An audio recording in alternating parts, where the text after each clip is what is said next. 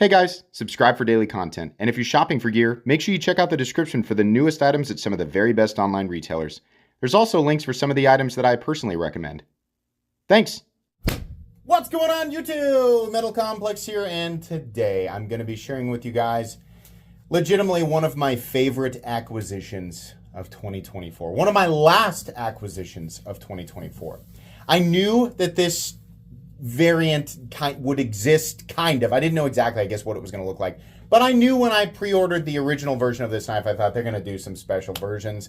And we're just going to all have to hope and pray that we're looking at the website at exactly the right time, because that's typically what happens with the CKF stuff, right? I missed my first opportunity to buy this. So the second opportunity came up and I bought it immediately.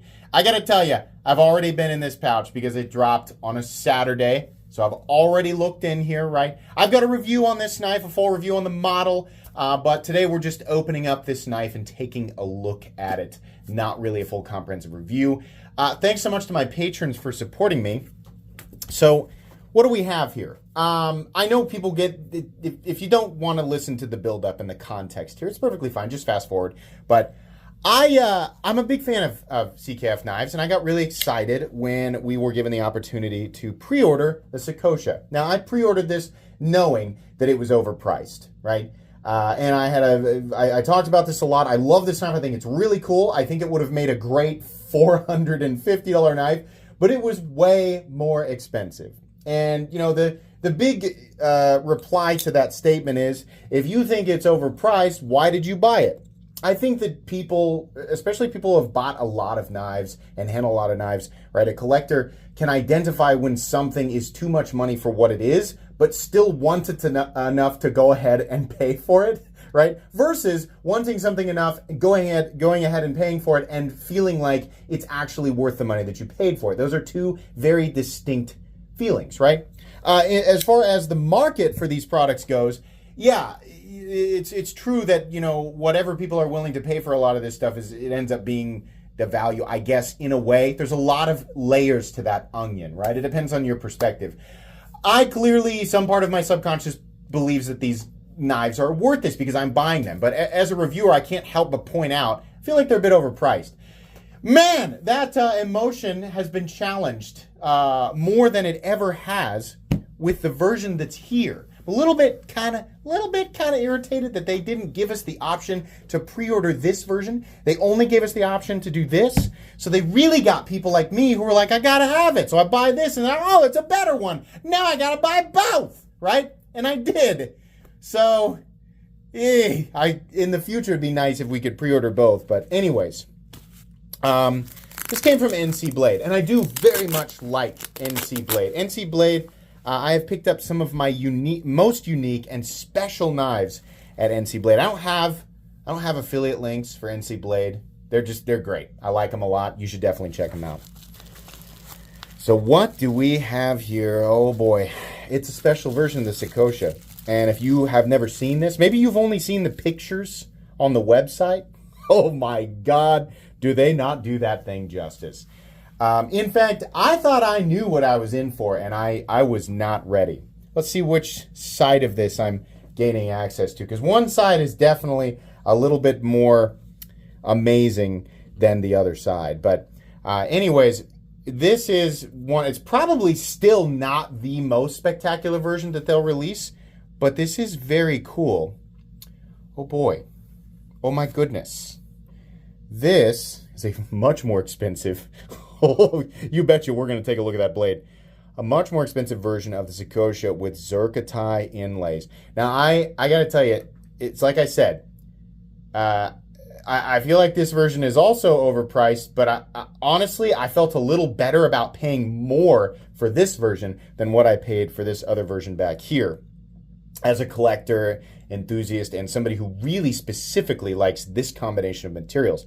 My only disappointment, and I know that it is a disappointment with many of you, is it's the same issue that I had with this one. Why no additional inlay over here? I mean, you got this big open space, like just do one more, right? It's the same thing with this one. They didn't do the inlay over here. Now that's slightly irritating. My memory of that irritation goes completely out the window when I deploy the mirror polished DLC M398 blade. Oh my God, are you kidding me?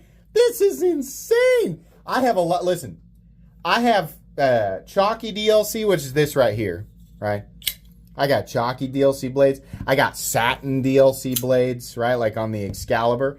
I've got some stuff that's kind of more reflective than this, right? Not quite this. And I've got the tumbled mirror, cracked ice, whatever on the Borka. This is the most impressive. This is a freaking mirror, man. They undersold this on the website. They said it's like a high pulse, didn't they? I was just thinking like, yeah, it's going to be really shiny, and knowing CKF, it's going to look awesome. I have actually gone upstairs into my, the best way to get a look at like all the little, like to truly see if it's a mirror, there's a spot in my entryway where the sun comes through the windows in the door. And those beams of light hit this thing and it picks up any and all imperfections and highlights them. I don't know why this one spot in my house, that's where I take knives to really look. This is a mirror. This is ridiculous. And M398 DLC. Mine is serial number 66, I guess. I don't know how many versions of this they made. But I don't know about you guys, but the combination of the mirror M398 blade and the the Zircuti, that's my favorite sort of exotic material, right? These Zircuti inlays, the combination of that with the DLC titanium frame, this is not only one of my favorite acquisitions of 2024, this is one of my favorite knives in my collection. I don't own anything that's specifically a combination of this stuff. To have this contoured titanium knife with a DLC coating, a nested titanium lock bar with the insert, right? Some Marfione, there's 3 people involved, and the names of all people involved are in the listing, and I said it in the review, and it's really hard for me to remember everybody who's involved, and I'm not trying to leave anybody out, but this was all thoroughly covered when I unboxed and reviewed this knife the first time. This combination of things, right? Because it's kind of based on a model by 2 different designers here. And one of them is the SOCOM Elite. To have this combination here, it really is spectacular. I can't decide if this knife actually, if the design looks like it's benefited more. Look at the difference between these two. Like, this is what. Let's zoom up here. Get these things in frame. Look at the difference between these 2 completely different personalities between these 2 knives. But I can't decide which aesthetic actually looks better, right? You're going to get the rah-rah guys who are like, oh, it's a tool, it's supposed to be, it's not supposed to be pretty, it's supposed to can't be. That's when you talk, that's what goes through my head, right? It's okay if you don't like the shiny stuff, right? I mean, I got them both. I like both. It's totally fine. But you shouldn't let the existence of a thing. It's a tool, so when you take a tool and you make it too pretty, well, that bothers me. I lose sleep over it. When I go to bed, I wake up and there's just spaghetti everywhere. Oh, gosh, I'm mad. My dreams are ruined by the existence. Like, why do you do that to yourself? Like, they're going to keep existing no matter how much you scream about it. Same with expensive knives, right? 6 years ago, I started uploading content on expensive knives and knives that look like pocket jewelry, right? And people were upset about it. And here we are 6 years later, and this channel has exploded. Knives like this in the market have exploded. So all of the efforts and all of the crying have done absolutely nothing. I'm sorry, we're taking a break here to sort of address this. But from my perspective, I'm just letting you know, you might as well just accept it and buy what you like, right? You should buy what you like and ignore what you don't. That's the name of the game. But I don't know. Anyways, coming back to the... Sorry, I just had to squeeze a voice in there, right? Sometimes I forget to do a voice in an upload. You guys are disappointed. I don't know which one of these is... Which aesthetic actually complements the design better. Right? On one hand, it really does look like it is meant to be like the foundation of the design is meant to have this very dark, non-reflective, very tactical look, right? And you know, if you find yourself infiltrating the structure a lot, right? If your day-to-day involves a grappling hook and shadows and like taking out henchmen at a cocktail party for the rich and famous, but it's actually like a front for like some sort of evil organization, then yeah, you know, maybe bring this one with you, because you don't want, you know, if you bring this, like the henchmen are going to see you from a long ways away, right? So, but for the collector enthusiast, yeah, right. The DLC. With this being a mirror DLC, people worried about it getting marked up. Number one, will it be a fingerprint magnet? Well, yeah, but you can wipe fingerprints off. Will it be a scratch magnet? Actually, no, because this is true DLC. So unless you plan on skipping it across the pavement like a Frisbee, it's probably not going to mark up very easily. Now, there's probably not going to be a ton of people dropping $850 on this to go out and use it, right? But if you chose to, yeah, it's plenty durable. It's actually insanely durable and will resist scratching better than the vast majority of knives on the market because of the DLC coating. It's also a really good geometry for slicing, and because it's polished, it'll actually reduce drag versus the standard DLC or blackwash versions, right? So despite what some people might think, the performance on this guy might be a little bit better. It's also nice to find out that CKF is heat treating their M398 to 62 to 63, roughly, right in there. I think that's pretty cool. I like that a lot. That means that we're not just buying something that's pretty, but you're buying something that's performance-oriented.